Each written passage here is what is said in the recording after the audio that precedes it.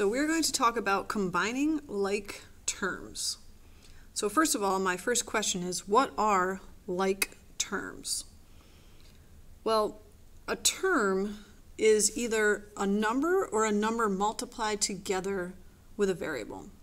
So 7 could be a term, 7x could be a term, 7xy could be a term. So those are all different terms. So if you are a like term, it means you have the same exact variable. So let's write that down. Terms with the same exact variable. So for example, 6b and 7b are like terms because they both have b as their variable. All right, let's just go back to, I want to write down exactly what a term is. A term is a number or number multiplied to a variable, or it could be a bunch of variables, so I'll put variables. If this was our term, 18xy, the number in the term actually has a special name. It is called the coefficient. And then obviously the letters are called the variables. If your term was just a number, like, I don't know, 4, if that was your term and there's no variables, that is called a constant, right? Because it can't change. 4 is 4. This term could change depending on what the variables represent, right? If x was a 2 and y was a 1, this would equal what? 36. If x was a different number, right, because this is all multiplied together, it would change. Okay, so we know what like terms are, and the title says we're going to combine them together.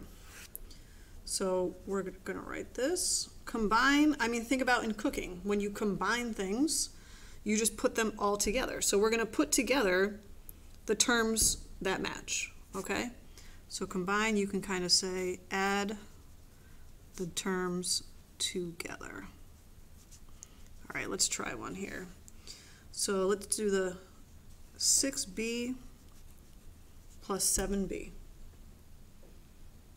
You add those two together, you've got, it's almost like you think about it, you have things, 6 bananas and 7 bananas. All together you have 13 bananas. That's it. That's your whole answer. All right, let's try another one here. How about 8x plus 2 plus 10x plus 3. So now we can only combine together things that match. So sometimes people circle them. You've got an 8x. Now circle the operation in front with a positive 10x. So altogether that's 18x. And now these constants, these plain numbers, you can put together. Let's try a different shape here. So a positive 2 with a positive 3 is going to end up being a positive 5. This is your answer. And that's as far as you can go because you can't combine an 18x with a 5. So that is as far as you go with that one. All right, let's try one with negatives here. Let's do 13x minus 2 minus 7x plus 1. Now here's where it gets interesting. You're going to ask me, is that a minus or a negative? And from now on, I'm going to say yes. Because think about what subtraction is. It's adding the opposite. So this minus 2 really could be written as plus a negative 2. This minus 7 could be rewritten as plus a negative 7. So you could rewrite them like that, or if I rewrite it again here, you can just understand that this is going to make it adding a negative 2. So we've got a 13x minus 7x or plus a negative 7x. It's going to be the same answer. All right, you're going to get a positive 6x. Now this is tricky. You have to think of this as a negative 2 because that's what it really is. A negative 2 plus 1.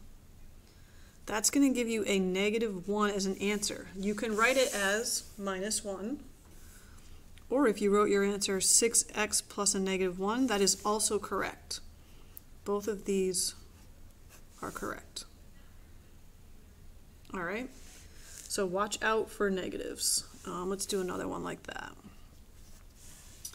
How about 20y plus 3 minus 22y minus 8.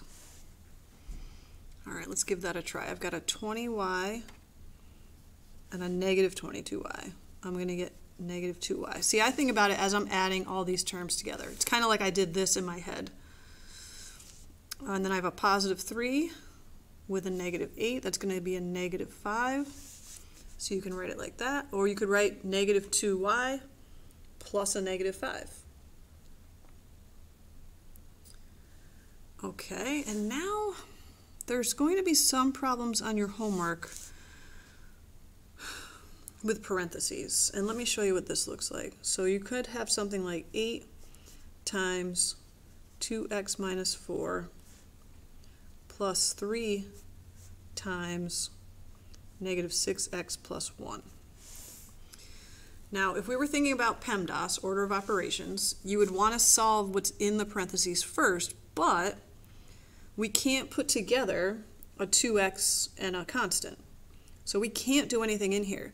So in order to break this out, we're going to use the distributive property, which we studied last week, but we didn't really use it. So the distributive property says I'm going to distribute this number out front. So this is 8 times 2x, which we can do, is 16x.